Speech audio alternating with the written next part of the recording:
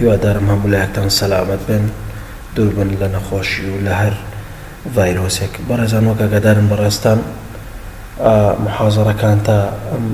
ئەمڕۆژ بە شێوازی ئۆنلاین هەر پێویستە بەردەوام بێت. حەزەکەم لێرە ئەوەتان پێ ڕابکێنم کە احتیمالە هەر بۆ ئەمڕۆ تا ئێوارە بێ یاخۆ تا شەو بێت بتوانین کویزێک بە شێوازی ئۆنلاین دابنین لێرە. هیوادارم لە ماوەی 48 ساعتا وەڵامی خۆتان بنێرنەوە هەر بە شێوازی ئۆنلایندا دێ هەر لە ڕێگەی گۆگل کلاسڕومەوە بەردەسە بێ بۆ ئێوەی بەڕێز. ئیتر با بزانین بۆ چالاکیەکانی تر چۆن بەردەوامە بێت و چیمان پێ ئەکرێت بۆ ئەوەی کە ئێمە بەردەوام بین لەم پرۆسیسەی کە ئێستا بووە بە پرۆسیسێکی باو لە هەرێمی کوردستانە، بە تایبەتی بۆ مەجاڵی خوێندن و دراسات لە ناوەندە ئەکادیمی و زانستیەکانە. بەڕێزان ئێمە لە محازەڕەکانی پێشوە باسمان لە تایم مەنەجمنت کرد، باسمان لە گرنگی ڕێخستنی کاتەکان کرد، باسمان لە کاریگەریەکانی کرد. ئایا ئەگەر تۆ بتەوێت کاتێکی باشت هەبێ بتوانی سەرکەوتنی باش بەدەستبێنیت پێویستە چی بکەیت و چی نەکەی. و بێگومان ئێمە لە محازەڕەیەشە هەر بەردەوام بین وەکو محازەڕەکانی پێشووتر. ئەڵین time management plays a very important role not only in organization but also in our personal life. بێگومان time management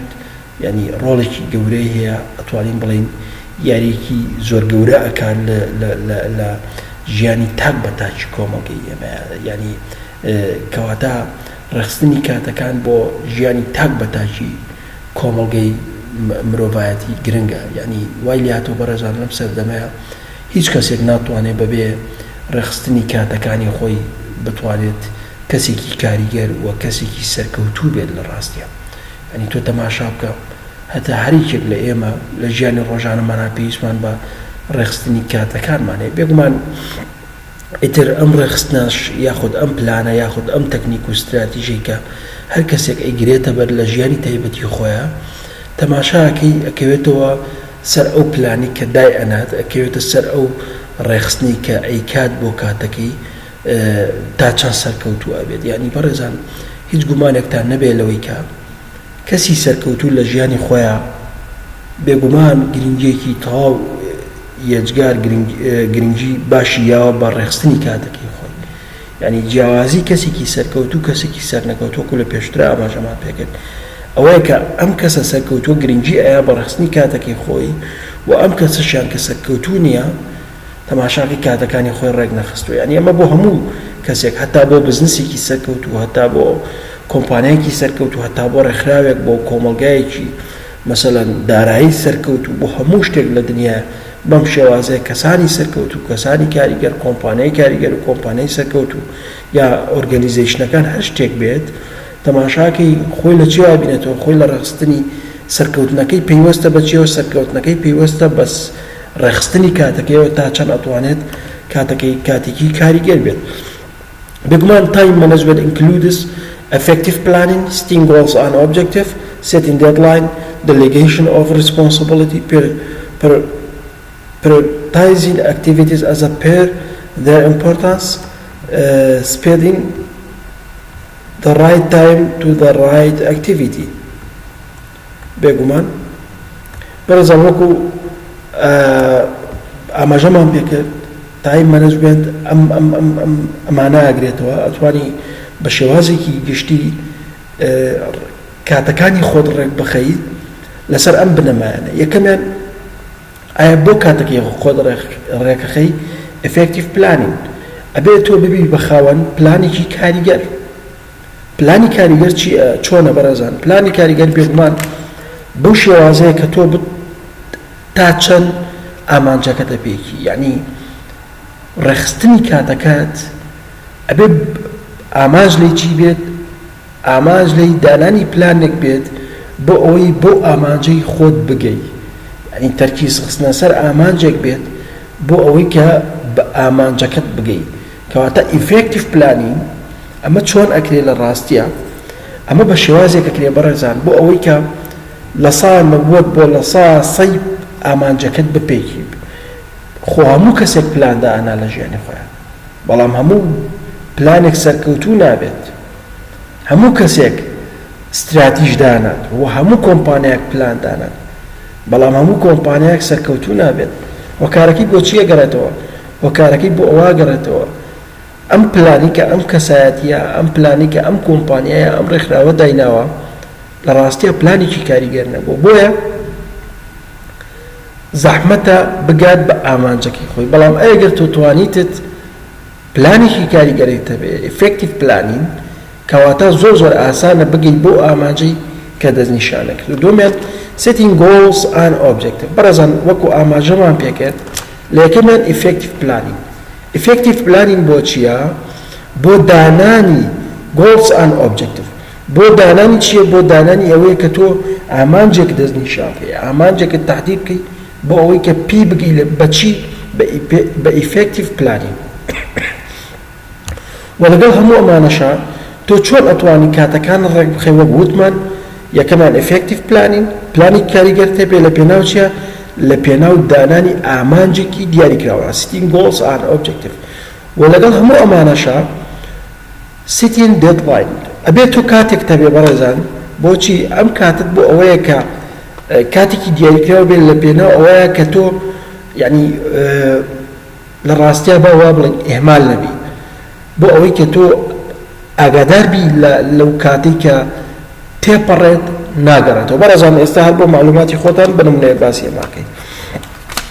ئێستا من بە ئێوە بەڕێزەڵێم گریمان ئەگەر ئەمڕۆ کویزێک دابنین ئەمڕۆ ڕۆژی چوارشەممە ئەمڕۆ ڕۆژی چوارشەممەیە ئەڵێن چوارشەم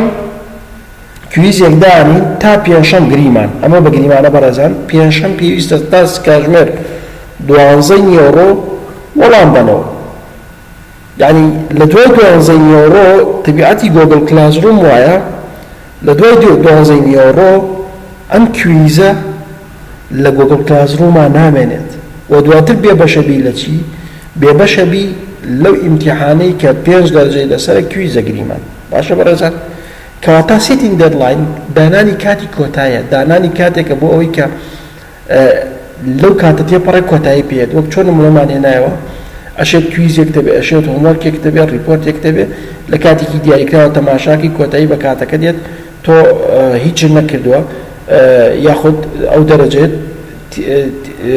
دانراوە لەسەر ئەو کویزیان هەو هۆموەرکە تێپەڕێ کۆتایی پێێت کەواتە بۆی کە تۆ بتوانیت تایم مەنەجمنتێکی باش بکەیت یاخود تایم مەنەجمنت دەتوانیت بڵێت چیە گرێتەوە وەگوتمان effective planning لە پێناو چیە لە پێناو goals لە پێناو دانانی ئامانجێکە لە پێناو ئۆبجێکتیڤەکە کە تۆ خۆت دەستنیشانەکەی ئەمەش چۆن ئەکرێت بە setting deadline ئەکرێت بە تهدیدکردنی کاتێکی دیاریکراوە بێت مەسەلەن تۆ ئەبێ کاتێک دابنەی و ئەو کاتەش کۆتایی هەبێت بۆ لەبەرەوەی کات لە ئەسڵا خۆی کۆتایی پێت کاتیش دەستنیشان کراوە delegation of responsibility بەڕێزان ئەمە زیاتر ئەکەوێتە لایانی خانەی بەرپرسیارەتیەوە خانەی ڕۆڵبینینەوە خانەی ئەوەی کە هەموو شاندێکەوە کە بە پێویستە بەرپرسیارانە مامەڵە بکەن پێویستە بە شێوازێک مامەڵە بکەن کە وەکو ئەوەی کە ئەرکێکی قورس لەسەر شانیانە بەڕێزان delegation responsibility بۆ هەموو دامەزراوەیەک دروستە بۆ هەموو کۆمپانیایەک دروستە مثلا هەموو کۆمپانیایەک و هەموو شخصیاتێک پێویستە بەرپرسیارەتی هەبێت و پێویستە ڕۆڵی هەبێت و پێویستە بە شێوازێک مامەڵە بکات کە ئەرکێکی قوز لەسەر شانێتی بەڕێزان مەسەلەن بەیانی من لە کۆمپانیایەکە کارەکەم گریمان ئەم کۆمپانیایە مەسەلەن ئەرکێکی بە من سپاتووە ئەبێ ئەم ئەرکە بە شێوازێکی وەکو کەسێک مامەڵەکەم کە بەرپرسیارم کە مەسئولم بەرامبەر بەو کارێک خۆم پێویستە کارەکەی خۆمم خۆش بوێ پێویستە ڕێز لە کارەکەی خۆمم بگرم کەواتە ریسپۆنسیبڵیتیش یەکێکە لەو فاکتەرە گرنگانی کە ئەچێتە چوارچێوەی چیەوە ئەچێتە چوارچێوەی تایم مەنەجمنتەوە ئەگەر تۆ بەرپرسیار نەبووی بەرامبەر بە ئیشەکەی خۆت ئەگەر تۆ مەسئول نەبووی بەرامبەر بە ئیشەکەی خۆت کەواتە تۆ بە شێوازێکی گشتی ئەتوانین بڵین سەرکەوتوو نابی لە کارەکەی خۆتە بەڵام ئەگەر تۆ بە شێوازێکی بەرپرسیارانە مامەڵەت کرد لە کارەکەی خۆتە لە خوێندنەکەی خۆتە لەو ئەرکی کە لەسەر شانی خۆت لە کۆمپانیاکەتا یاخود لە ئیش و کارە بزنسە تایبەتێکی خۆتە بێگومان تۆ سەرکەوتنێکی باش بەدەستێنیت کەواتە یەکێک لەو فاکتەرە گرنگانەی کە پێیوەستە بە تایم مەنەجمنتەوە بریتیە لە چی بریتیە لە delegation of responsibility prioritizing activities as a per their importance بەڕێزان ئەمەش یەکێکی ترە لەوەی کە لەو خاڵانی کە ئەکرێت لە چوارچێوەی تایم مەنەجمنت تا ڕۆڵێکی ئۆزگار گرنگیە prioritizing activities واتە چالاکی پێشەنگ ئەو چالاکیانەی کە گرنگن لە سەرەتایە بەڕێزان کاتێک کە تۆ ئەتەوێت کاتەکانی خۆت ڕێک بخەیتەوە پێویستە بزانی هەندێک کار هەیە گرنگە و هەندێک کار هەیە زۆر گرنگترە هەندێک کارێک گرنگە هەندێک کارێک گرنگترینە کەواتە ئەو کارانی کە ئەولەویەتن ئەو کارانی کە زۆر گرنگن پێویستە لە پێشە تەواویان بکەی و بە شێوازێکی گرنگی بە گرنگی و مامەڵەیان لەگەڵا بکەی واتە بە شێوازێک حەقی خۆی پێبەی بۆ ئەوەی کە چی بێت بۆ ئەوەی کە ئەو ئەرکەی کە لەسەر شانی توێ ڕاپەڕی بەرەزان ئێستا بۆ نمونە ئەگەر تۆ تەماشا بکەی ئەمڕۆ چیت هەیە ئەمڕۆ گریمان لە پەیمانگا محازەرەیەک هەیە باشە لە پەیمانگا محازەرەیەک هەیە محازەرەکەت گرنگە لە ڕاستیە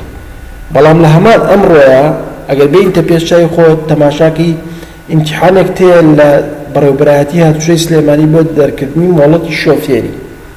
کەواتە لەمڕۆیە تۆ دوو ئەرکت هەیە دوو بەرپرسیارەتی یاخۆ دوو ئیشت هەیە تەماشا بکە بەڕێزان ئەم دوو ئیشەیان ئەبێت تەماشا بکەی کامیان گرنگن